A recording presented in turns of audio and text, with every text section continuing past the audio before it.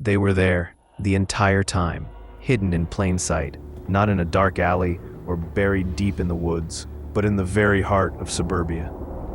Bellevue, Washington, a peaceful town just outside Seattle, known for its quiet streets, safe neighborhoods, and community charm. But on January 3rd, 1997, that illusion shattered forever. Welcome to True Crime Archive's channel, where we dive deep into the darkest corners of human nature. If you're drawn to unsolved cases, chilling mysteries, in the psychology of killers, you're in the right place. In this episode, we're unraveling a case that stunned a town and left a haunting legacy behind.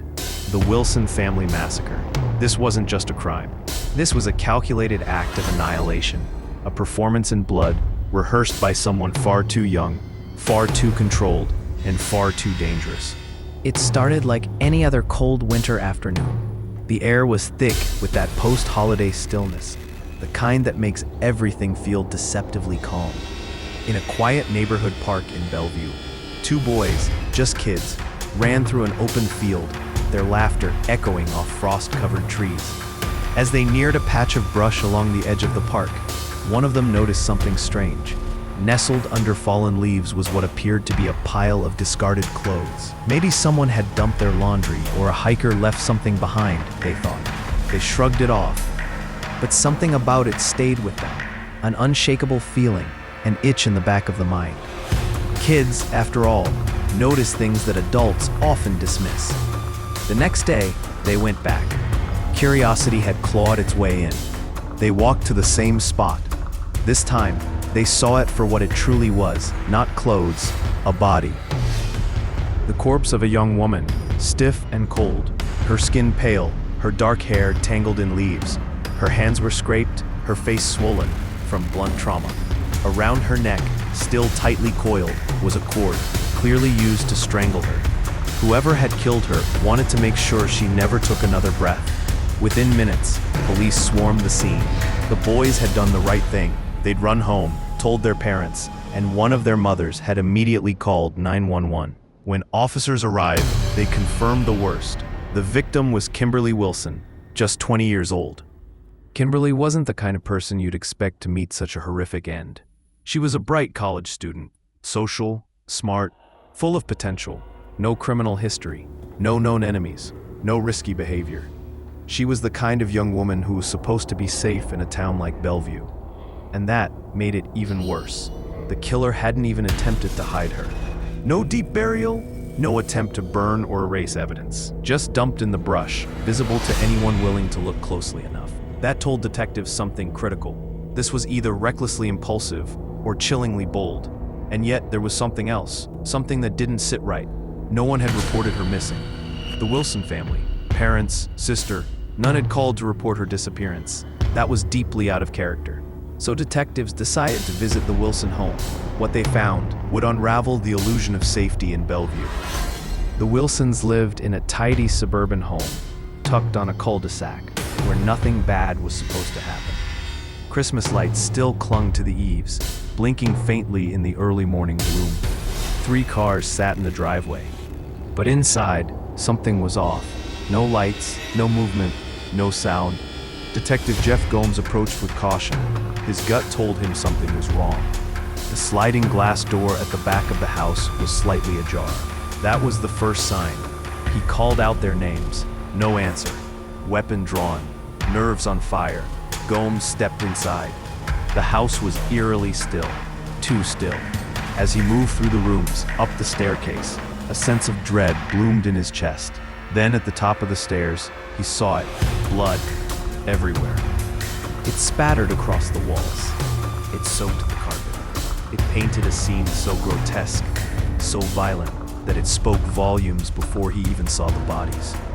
In the master bedroom, lying in a blood-soaked bed, was Rose Wilson, Kimberly's mother.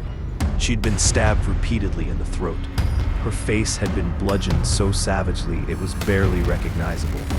Her skull crushed under what would later be identified as a heavy, blunt object.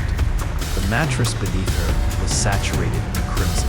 At the foot of the bed lay her husband, William Bill Wilson. His death had been just as brutal. Stabbed, beaten, left to die beside the woman he'd shared a life with. But it wasn't over. In the hallway outside the bedroom, Gomes discovered a third body. Kimberly's 17-year-old sister, Julia.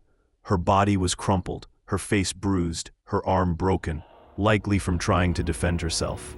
Her neck and torso were riddled with stab wounds. This was not a robbery gone wrong. This was a massacre. And now, 4 members of the W. Within minutes, the Wilson residence was transformed into a full-scale crime scene. Yellow police tape, crime scene units, gloved detectives photographing every inch of the carnage. The media hadn't caught wind yet, but they would. And when they did, the headlines would scream. A family slaughtered in their sleep. But behind the headlines was a terrifying truth. This wasn't random. This wasn't senseless. This was deliberate. Whoever had committed these murders had come into that house with a single goal: eliminate every member of the Wilson family. And they had almost succeeded. Almost. Because Kimberly's body had been discovered. And that mistake had led police straight to the home. Detectives canvassed the neighborhood. They knocked on doors, asked if anyone had heard or seen anything suspicious. But this was Bellevue, a town where everyone minded their business, where people assumed tragedy was something that happened somewhere else. No one had heard screams. No one had seen a struggle. It had. The investigation now turned inward into the lives of the victims. Bill Wilson was a respected engineer. His colleagues called him loyal, dedicated, a man who showed up early and left late. Rose worked in retail. She was friendly, always smiling. Julia was a high school senior, quiet, introverted, kind. The perfect family, on the surface. But when detectives began digging into Kimberly's past, the cracks began to show. Her high school counselor described growing tension between Kimberly and her parents in the years before the massacre. Not the kind of drama you'd call dangerous, just friction. Arguments, distance. One neighbor recalled hearing shouting from the Wilson home. A police report had been filed just a year earlier for a domestic disturbance. Yelling, possibly a fight. It had seemed unremarkable then. Now, it felt like a warning no one had truly heard.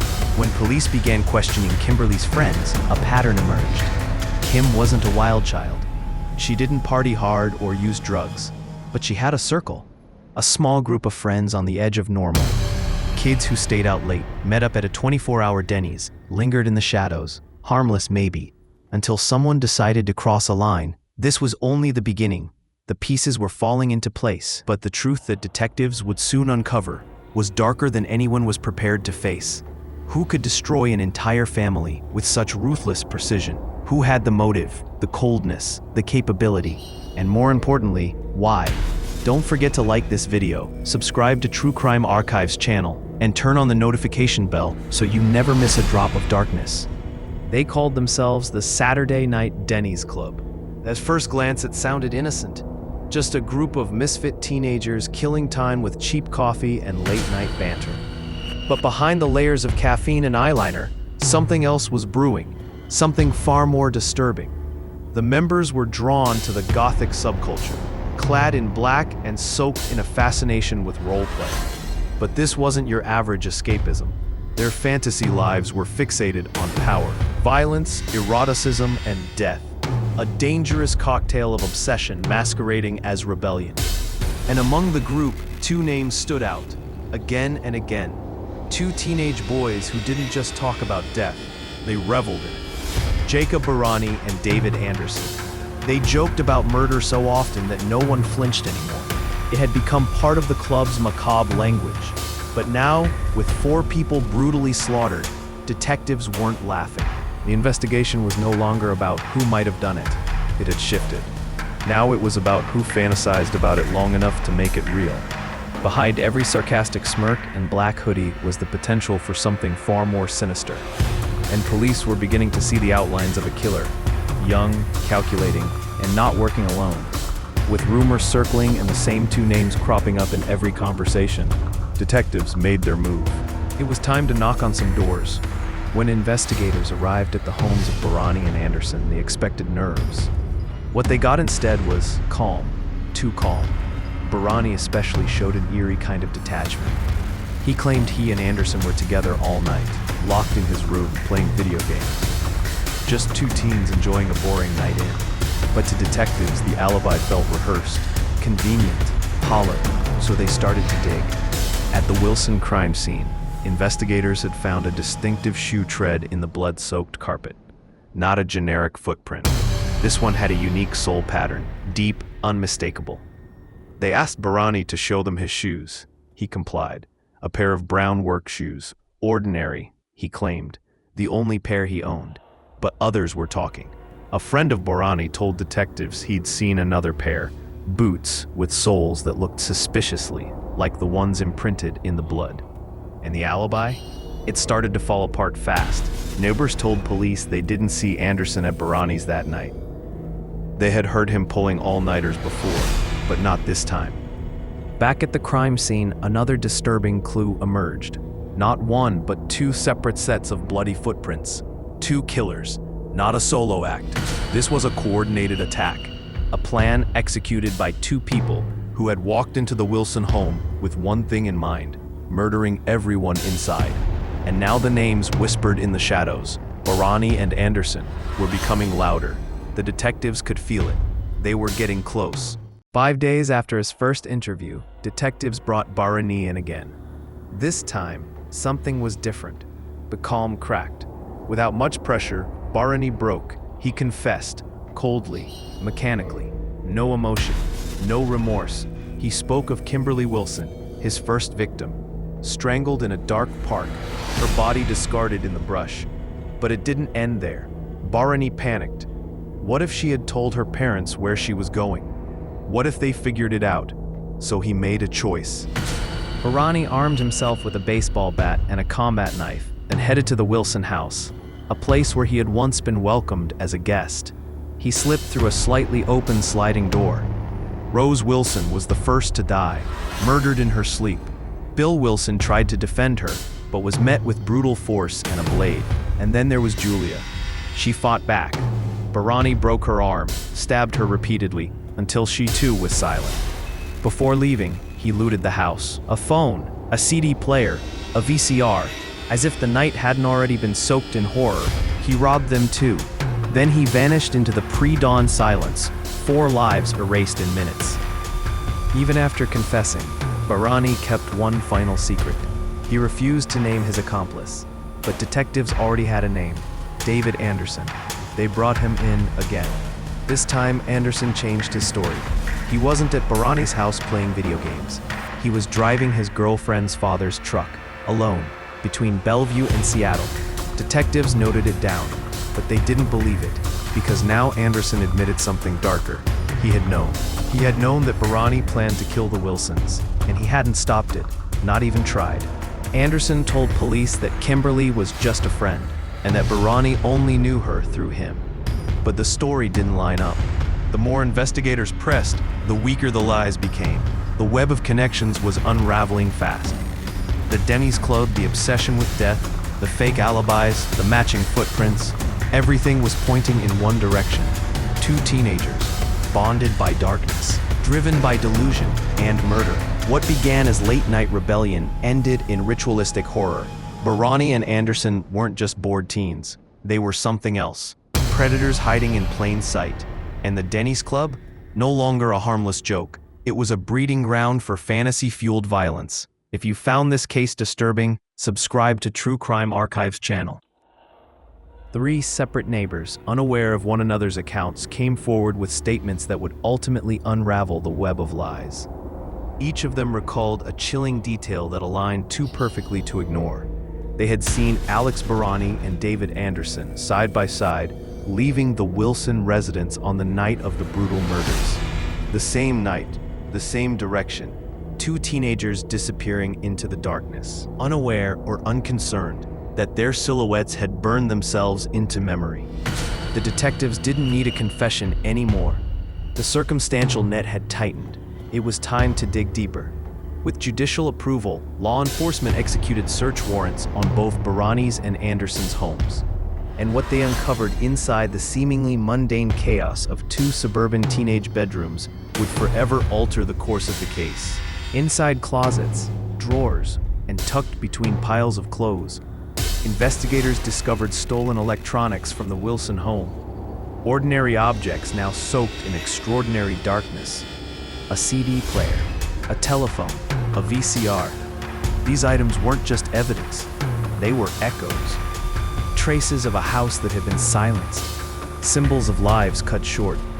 But even more damning than the electronics were the shoes, casually tossed aside like any other pair. The shoes bore bloodied tread marks that would seal their owners' fates. Investigators matched the soles to the crime scene. And then came the science. DNA testing proved that multiple blood traces found on the items belonged to members of the Wilson family. It was undeniable. These weren't just souvenirs of a crime. They were carriers of truth. Barani wasn't alone. Anderson had walked through the carnage. He had followed the same path of destruction. His alibis could change, his stories could shift, but the blood didn't lie. It clung to fabric. It etched itself into the soles of his shoes. The forensic trail had followed him home. Eventually, justice came knocking. David Anderson was arrested. It no longer mattered who swung the bat or who held the knife. What mattered was that Anderson had been there, that he had walked beside Barani, that he had chosen silence over morality. The justice system recognized his complicity and punished him for it. The year was 1998, and Bellevue was no longer the quiet, insulated suburb it once claimed to be. As the trials commenced in October, the courthouse filled to capacity with a community desperate for closure. The atmosphere was suffocating, grief hanging like a storm cloud, pierced only by flashes of rage and disbelief. People came for answers, but deep down, they knew the truth they sought might never come. Prosecutors initially aimed to try Barani and Anderson together. After all, they had entered the Wilson home together. The plan was mutual. The blood on their hands had mixed, but the court decided otherwise. These were two separate minds, two distinct psyches. One had wielded the weapons, the other had followed, and each needed to face justice alone. Barani's trial came first. The prosecution laid out the horror frame by frame, every blow, every stab, every moment of calculated cruelty. And through it all, Barani remained expressionless. He didn't blink, didn't shift. He sat as if watch. When asked if he had any final words, Barani merely shrugged. No, I don't think so. No apology, no remorse, no acknowledgement of the agony he had caused. Just an eerie silence that echoed through the courtroom like a final act of defiance. A week later, he was transferred to begin his sentence. Behind him, he left devastation, a family wiped out, and a town forever scarred. Anderson's trial took longer. He fought bitterly, hired and fired lawyers like changing masks. His legal strategy was chaos, blame deflection, timeline distortions, desperate attempts to cast shadows over damning facts. But facts have a weight that games cannot lift.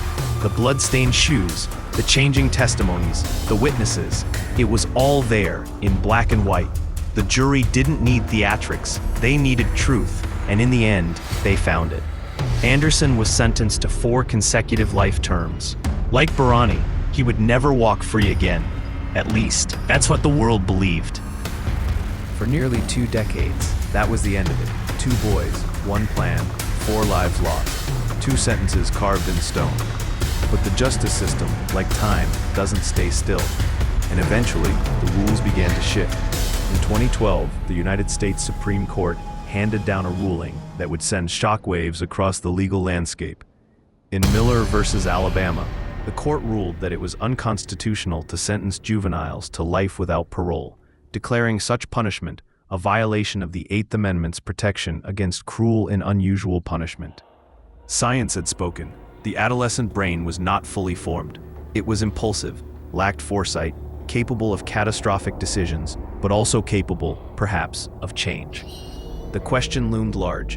Could this principle apply even to the likes of Barani and Anderson, to teenagers who hadn't just broken the law, but shattered human lives with unspeakable violence? In 2018, the state of Washington followed suit. The law was reformed. Juvenile offenders, even those convicted of the most heinous crimes, were now entitled to new sentencing hearings. Life without parole could no longer be the default. The minimum sentence was now set at 25 years to life. It wasn't exoneration. It wasn't freedom. But it was a crack in the concrete. And the consequences rippled fast. Anderson was resentenced first. In 2022, under the revised law, he was granted the distant hope of parole. And then in October 2024, Barani followed. The courtroom saw a familiar face, now in his mid-40s, but unchanged in many ways. The same cold stare, the same silence. He offered no apology, no reflection, just a smile as he exited the courtroom. His sentence was reduced. He, too, now had a path, however narrow, toward eventual release. The legal system evolves, laws change, science advances, but for the Wilson family, the outcome never shifts. There's no parole for the dead. No Supreme Court ruling can rewind time to before that night in 1997. Kim Wilson, 17, murdered by her classmates in a park. Her parents, Bill and Rose, slaughtered in their bedroom. Her younger sister, Julia, silenced forever. 4 lives, erased. Prosecutors revealed that Barani had long harbored a fascination with violence. During a taped confession, he stated that he wanted to kill someone to experience something truly phenomenal. That night, he got what he wanted. And now, decades later, he has the audacity to hope for freedom. But for the families left behind, there are no new hearings, no appeals, no lighter sentences. Just the permanent echo of loss, matching caskets, names carved into headstones, and the bitter knowledge that the boys responsible, who laughed, who planned, who carried it out, may one day walk among us again. So now, we ask you, does an undeveloped brain excuse a fully formed evil? Can justice evolve without abandoning those it's meant to protect? Let us know your thoughts in the comments below. And if you've made it this far into the darkness of this case, check out our next video, another chilling story from the vault of the True Crime Archives channel. Thank you for watching. Stay safe, stay curious, and remember, the past never stays buried.